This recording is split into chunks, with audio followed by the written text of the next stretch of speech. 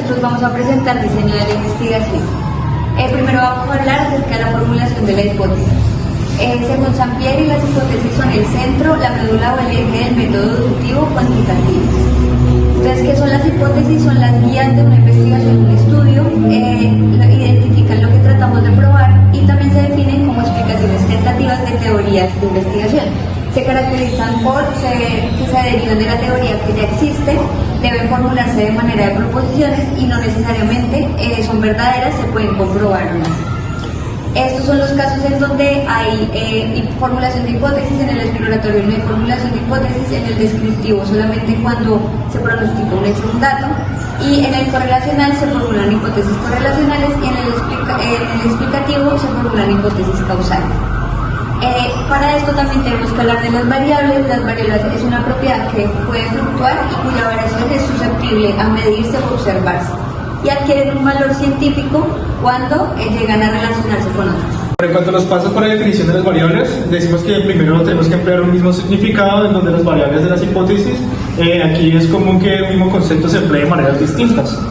Segundo, aseguramos de que las variables puedan ser medidas, observadas e incluso evaluadas o inferidas. Y por último, evaluamos más adecuadamente los resultados de la investigación. Las variables se pueden dividir en ejemplos de definiciones conceptuales y las definiciones operacionales. La inteligencia emocional, por un lado, digamos que es la capacidad de reconocer y controlar nuestras emociones, así como manejar con más destreza nuestras relaciones. Por otro lado, un ejemplo de definiciones operacionales es la inteligencia emocional, donde se prueba más o menos los detallitos o reactivos, así como la aceleración, donde el acelerómetro con su escala de seguridad de cero. Las hipótesis pueden surgir desde el problema de la investigación, luego de la revisión de la literatura. Pueden surgir nuevas hipótesis con respecto al proceso, debido a nuevas ideas, reflexiones o de la observación y la experiencia en el proceso de la investigación. Tenemos diferentes tipos de hipótesis, los cuales son las hipótesis de investigación, que son proposiciones que se utilizan para comprobar teorías o responder preguntas investigativas. Estas se dividen en tres tipos: las hipótesis descriptivas, que se usan en estudios donde se intenta predecir un tema en específico. Por ejemplo, la ansiedad en jóvenes alcohólicos será elevada. Otro tipo son las hipótesis correlacionales, que definen una relación entre dos variables. Por ejemplo, el tabaquismo está relacionado con enfermedades pulmonares. El tercer tipo son las hipótesis causales, que presentan una relación causa-efecto, es decir, una de las variables es una causa que genera una consecuencia. Tenemos causales bivariadas, que son una causa que tiene un efecto, o las multivariadas, que son una causa con varios efectos. Una causa, un efecto, una causa, varios efectos. Por ejemplo, el consumo de selenio reduce el crecimiento de tumores. Tenemos hipótesis alternativas, que son unas hipótesis que se plantean a partir de un mismo tema, pero que pueden tener una consecuencia diferente. Y tenemos hipótesis nulas, que niegan totalmente alguna predicción.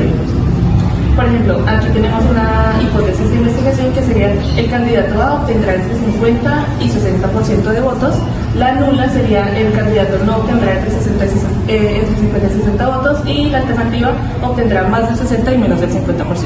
Bueno, la cantidad de hipótesis a formular depende del problema de investigación, que cuando son problemas muy complejos se hacen muchas hipótesis, y cuando son problemas simples pues son pocas hipótesis. Esto pues no hay relación entre cantidad de hipótesis y la claridad del estudio.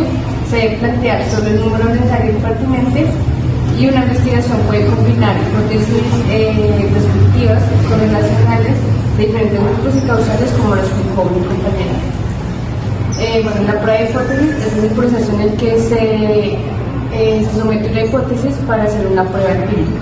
Se usa el método deductivo, se plantea la hipótesis y luego se hace una prueba con datos. No se prueba si es verdadera o falsa, si no hay evidencia a favor o en contra. La credibilidad de la hipótesis depende de la claridad de la hipótesis, de evidencia recolectada y contexto del estudio. Y pues se usan instrumentos de medición. ¿Qué ocurre cuando no se aporta evidencia a favor de las hipótesis de investigación? Pues hay resultados contrarios a los que también aportan entendimiento y deben analizarse para descubrir por qué no se obtuvo la evidencia a favor. Bueno, y como siguiente tema a abordar de un capítulo diferente, tenemos diseño de investigación. Como principio tenemos una breve introducción en donde dice que, pues, que este capítulo trata sobre diseño de investigación, que es fundamental porque actúa como un plano o guía y orienta, pues, en un proceso a llevar a cabo. Por ejemplo, también nos dice que hay que elegir o concebir un diseño adecuado y todo eso depende, pues, del tipo de investigación que se fuera a analizar.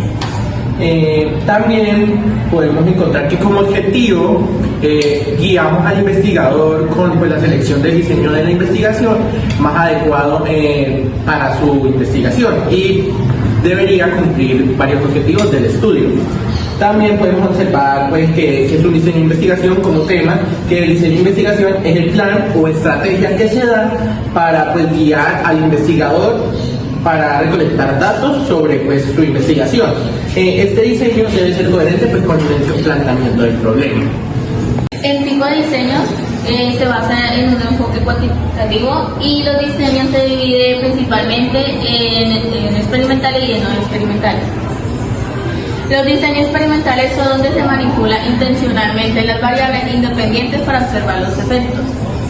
Para un estudio considerado experimental tiene que tener 3 condiciones, las cuales son manipular una o más variables independientes, medir el efecto de esa manipulación sobre una variable dependiente y controlar las variables externas que podrían afectar los resultados garantizados, así sea para afirmar la validez del experimento interno.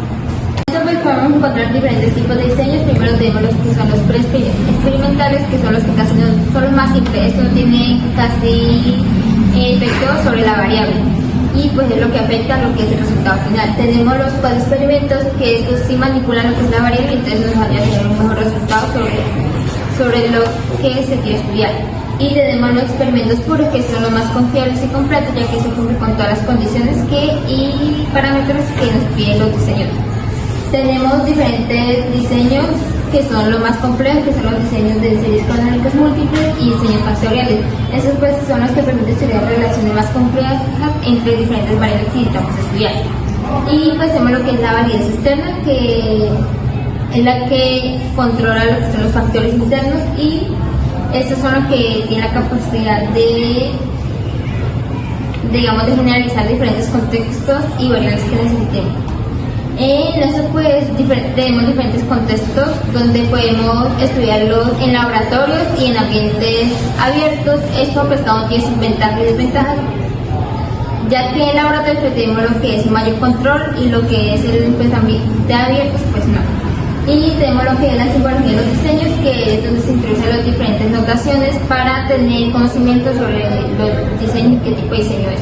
En el diseño no experimentales son los cuales no se manipulan variables, sino que se observan los fenómenos como tal ocurren en la realidad. Tenemos 3 tipos, que son los transversales, que recolectan datos en un solo momento; los longitudinales, que recolectan datos a lo largo del tiempo; y las aplicaciones, que son útiles para los estudios descriptivos y donde no es posible o manipular variables. En manipulación de variables tenemos que, aunque manipular variables puede sonar sencillo, no siempre es fácil. El capítulo ofrece estrategias para sortear las dificultades que pueden surgir al momento de definir cómo se llevará a cabo esa manipulación. En control y validez, para asegurarnos que los grupos de comparación, por ejemplo un grupo experimental y uno de control, sean equivalentes, se recomienda que se asigne, la asignación sea aleatoria o en su defecto el emparejamiento de sujetos según ciertas características. En la validez interna, los resultados del estudio se deben manipular de la variable independiente y no de otros factores. Y en la validez externa, los resultados pueden generalizarse a otras poblaciones. Para eso toca tener en cuenta unos criterios para elegir el diseño adecuado. Estos criterios dependen de varios factores, como la naturaleza del problema de investigación, los objetivos del estudio, la hipótesis formulada, los recursos disponibles y la ética y la factibilidad. Gracias.